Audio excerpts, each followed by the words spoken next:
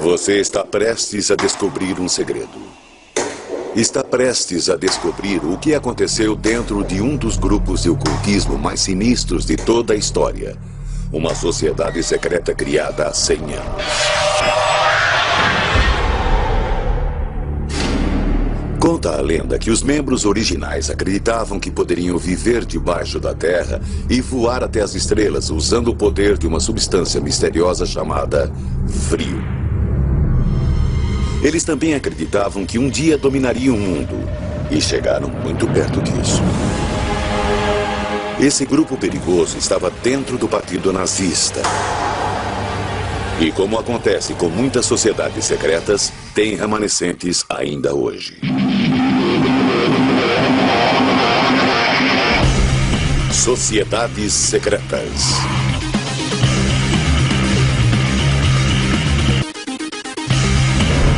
Sociedade Vril. As lendas por trás das sociedades secretas são apavorantes. Mas algumas vezes a verdade é ainda pior do que a lenda. Sempre houve organizações secretas ao longo da história, benignas ou não. Você verá na próxima hora que a verdade por trás da bizarra Sociedade Vril é perturbadora, pois não era um grupo bem intencionado. A Sociedade Vril é a sociedade secreta alemã mais misteriosa da história. Ela foi fundada antes da Segunda Guerra Mundial. E sua influência resiste até os dias de hoje. Entre seus membros estariam muitos homens da cúpula do partido nazista, como Hermann Göring, Heinrich Himmler e até Adolf Hitler. A Sociedade Vril era uma sociedade secreta que tinha como objetivo alcançar a supremacia da raça ariana. Antes mesmo do nazismo existir, os ocultistas Vril trabalhavam em total segredo, fazendo qualquer coisa para garantir o poder ariano. O que eles faziam variava entre cometer assassinatos políticos, evocar espíritos dos mortos, praticar o que alguns chamariam de orgias sexuais e, o mais sinistro, realizar sacrifícios humanos. Michael Fitzgerald é um dos poucos historiadores dedicado a identificar os segredos da sociedade Vril, escandalosos ou não. Há poucos registros, mas as informações que ele tem são sólidas. Algumas informações sobre a Sociedade Vril vieram de fontes diretas. Algumas pessoas pediram segredo enquanto estavam vivas, mas já morreram. E agora ele está livre para contar a verdade.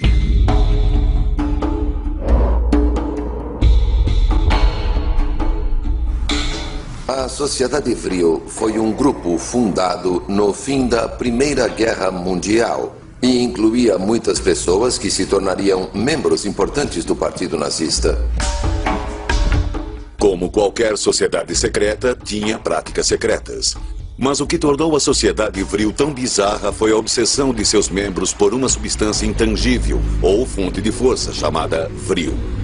Esta força seria uma energia universal, poderia fazer qualquer coisa. Todas as correntes da doença e da cura estariam dentro dela. Seria similar, em muitos aspectos, ao conceito indiano de prana ou ao conceito chinês de chi. O chi é a energia vital que há em todos nós. A Sociedade Vril acreditava que seus membros podiam acessar essa energia. Eles acreditavam que a energia Vril poderia ser usada para obter poder material. Então procuravam loucamente por esta força Vril. Theo Pymans dedicou 25 anos de sua vida na Holanda à descoberta da verdade sobre a Sociedade Vril. Minha pesquisa mostrou que certos órgãos da Alemanha nazista procuravam freneticamente por esta nova energia. Para conseguir esse poder sobrenatural, seriam necessários esforços sobrenaturais. Eles procuravam o poder do Vril através de diferentes meios. Um deles era a prática da meditação, que era a base da maior parte das atividades desse grupo. Mas não meditavam para obter paz interior. Teoricamente, eles praticavam essas técnicas de meditação para tentar incorporar a força do Vril neles mesmos. Mas se esta era uma força que tinha o potencial para dominar o mundo, esses homens não iriam além da meditação esotérica para obtê-la? Eles também estavam muito envolvidos no que se poderia chamar de magia sexual. Há uma longa história de magia sexual que remete às bruxas. As bruxas usavam poderes sexuais. Isso não é novo. Para eles, a magia do sexo invocava o poder do Vril. Havia algumas práticas sexuais que aconteciam na sociedade Vril. Este método carnal de colher o Vril era só uma desculpa para trocar de parceiros. Nada mágico. Era swing. Só que sexo grupal e meditação também eram populares entre outros grupos naquela época. Mas estes não eram os únicos rituais da sociedade Vril. O lado mais obscuro do Vril era, sem dúvida, a crença que data de milhares de anos de que sacrificar uma criança daria mais poder do que qualquer outra coisa se você se voltasse para o mal. E foi o que eles fizeram. Após a Primeira Guerra Mundial, a Bavária abrigava muitas crianças ilegítimas e órfãs. Crianças cujo desaparecimento não seria percebido. A lenda diz que o Vril de uma criança é o mais concentrado e o mais poderoso. Elas eram vistas como portais entre os mundos astral e material, de um modo que os adultos não eram. Eram, portanto, as vítimas ideais para o sacrifício humano. Sacrifício humano. Todo maçom entrega seu primogênito. Quando ele chega ao grau 30, assim que faz esse pacto com o bode. Eu entrego a mão da minha filha. Eu tinha uma filha de 7 meses de idade. Se ela estivesse viva, estaria com 26 anos. Era a primogênita primeira do casamento meu. Eu entrego a mão da minha filha, dei o nome dela, foi escrito no livro de cor preta. Entrego a mão da minha mãe e da minha esposa. E faço uma aliança contigo. Olha só a estratégia do diabo. E faço uma aliança contigo, assim como tu fez uma aliança no passado com Noé. Não é bíblico? Como eu podia desconfiar? Foi tirado do meu braço direito como uma seringa descartável. 15 ml de sangue aplicado no animal. Foi tirado do animal, mas 15 ml de sangue aplicado no meu braço esquerdo. Ali já tem a presença do método da maçonaria, por causa da composição do sangue para o homem é diferente do animal. Sacrifícios humanos para colher uma energia intangível? De onde veio a noção do Vril? Era um conceito bizarro, roubado de um livro de ficção científica e distorcido por eles.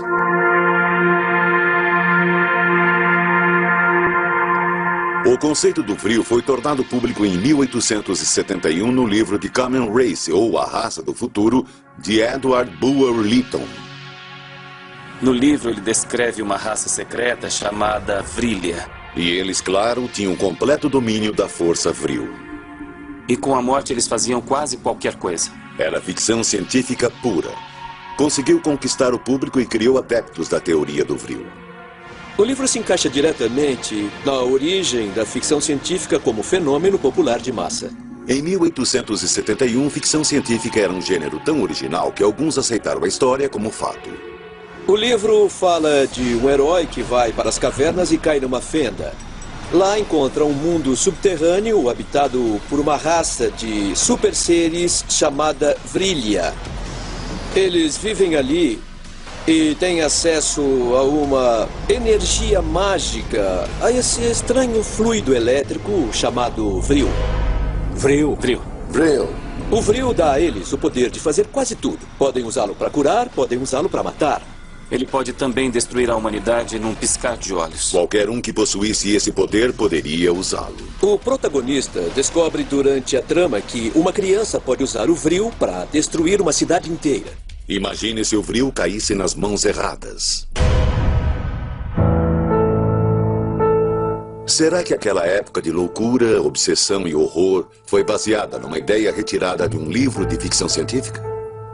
O livro de Lytton, The Coming Race, em muitos aspectos foi precursor de pelo menos algumas das ideologias que culminaram com a solução final. E esses direitos superiores eram explicitamente ligados no livro As Raças Arianas, sabe, de se manifestar e controlar. Isso causou um grande impacto na Europa, em particular. Após a devastação sofrida na Primeira Guerra Mundial, os alemães queriam muito se sentir associados a uma raça superior. Talvez ninguém acreditasse que essa ficção científica fosse apenas ficção.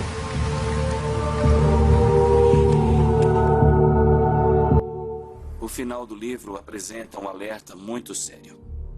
Os guardiões subterrâneos do Vril poderiam destruir a humanidade. Se resolvessem vir para cima e decidissem colonizar a superfície do planeta, estaríamos acabados. Pode parecer uma dessas teorias de mesa de bar. Algo que uma pessoa espera ler em jornais sensacionalistas. Mas a sociedade Vril era mesmo conscientemente dedicada a serviço do mal. E pelo impacto que teve nos fundadores do Partido Nazista, esse mal se disseminou entre os líderes do partido que iria capitanear o regime mais cruel do século XX.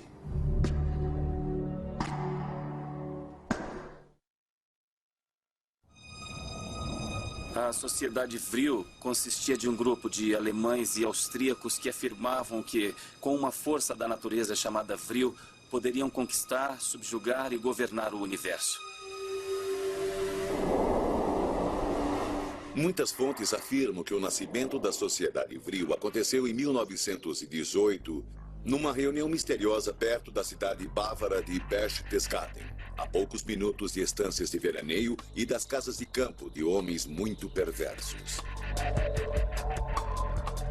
A lenda diz que neste hotel nas montanhas, um grupo seleto de ocultistas e nacionalistas graduados se reuniu secretamente para criar a Sociedade Germânica de Metafísica, também conhecida como Sociedade Vril.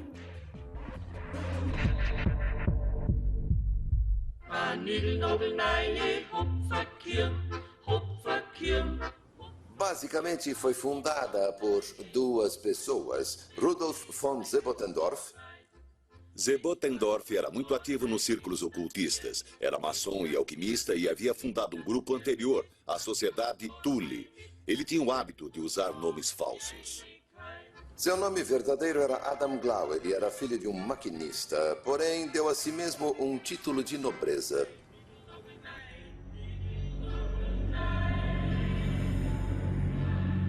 Na criação da Sociedade Vril, Sebottendorf se uniu a um homem que teria uma influência negra na história mundial. A outra cabeça por trás daquilo era Dietrich Eckart. Eckart tinha a mais sombria das almas. Era viciado em morfina e tinha uma espécie de poder hipnótico de persuasão antissemita. Dietrich Eckart foi o amigo mais próximo de Hitler entre 1918 e 1923, quando morreu. Ele acreditava que pavimentava a estrada para o Salvador da Alemanha. Ele era, em muitos aspectos, um gênio louco. Não é por acaso que passou grande parte da vida entrando e saindo de instituições de saúde mental. Eckart era tão obcecado pelo poder e tão delirante que acreditava que era uma espécie de profeta. O fundador do Vril assumiu um nome muito curioso. João Batista.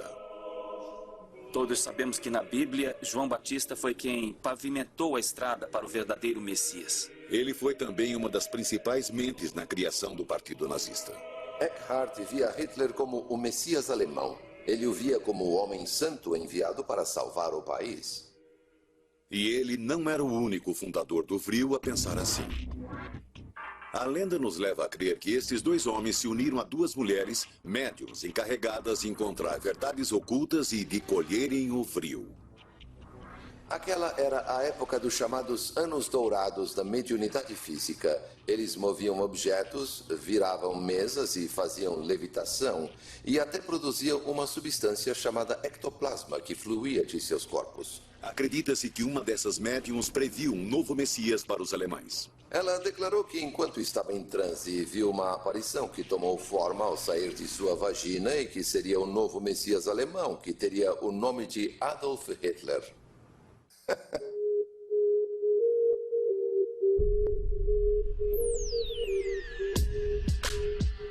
Se fosse verdade, o falso João Batista e a sua sociedade vril estariam abrindo caminho para um falso Messias. O próximo passo seria proteger sua maior arma, o vril. Eles acreditavam que isto lhes daria poder. Em 2 anos, esse grupo de nacionalistas alemães se tornou a elite, a cúpula do Partido Nacional Socialista. Muitos dos líderes, inclusive o próprio Hitler, eram membros da sociedade vril. Hermann Göring, comandante da Luftwaffe, membro da sociedade vril. É quase certo que ele soube da sociedade por volta de 1920, provavelmente por Dietrich Eckart. Alfred Rosenberg, ministro do Terceiro Reich, membro da sociedade vril. Rosenberg acreditava que a raça ariana era superior a todas as outras. Ele acreditava que Jesus não era judeu, mas ariano. Rudolf Hess, representante do Führer no partido, membro da sociedade vril. Rudolf Hess era incrivelmente dócil. Era muito crédulo. Hess acreditava em tudo. Ele costumava dormir com ímãs embaixo da cama para afastar emanações nocivas. Martin Bormann, chefe da chancelaria do Partido Nazista, membro da sociedade vril. Martin Bormann pode ser considerado o mais cruel deles. Ele era declaradamente um satanista. Ele era categórico sobre o seu desejo de exterminar o cristianismo e o judaísmo, porque via o cristianismo, assim ele dizia, como perversão judaica. Adolf Hitler, líder do Partido Nazista, membro da sociedade vril. Hitler era, por definição, uma pessoa sombria, mas ele tirou vantagem da sociedade secreta, da sociedade vril, para seus próprios objetivos. Hitler usou o frenesi que envolvia o ocultismo a seu favor. Manipulou os membros como bem quis. Nenhum membro chegava a seus pés em crueldade e, de certo modo, em inteligência. Para Hitler, a sociedade vril e todo o interesse pelo ocultismo que existia na época eram só uma ferramenta para chegar ao topo. E ele viu tudo aquilo conscientemente como um meio para atingir seu objetivo de transformar a Alemanha e se estabelecer como líder. Porém, Hitler tinha suas próprias crenças ocultas. Ele acreditava muito em forças ocultas, ou como quer que elas fossem chamadas, e que essa coisa do vril tinha um pouco de verdade. Muitos acreditam que seu primeiro contato com o ocultismo ocorreu antes da Primeira Guerra, em Viena, quando encontrou um homem bizarro chamado Lanz von Liebenfels. Von Liebenfels pensava que Hitler era um médium nato.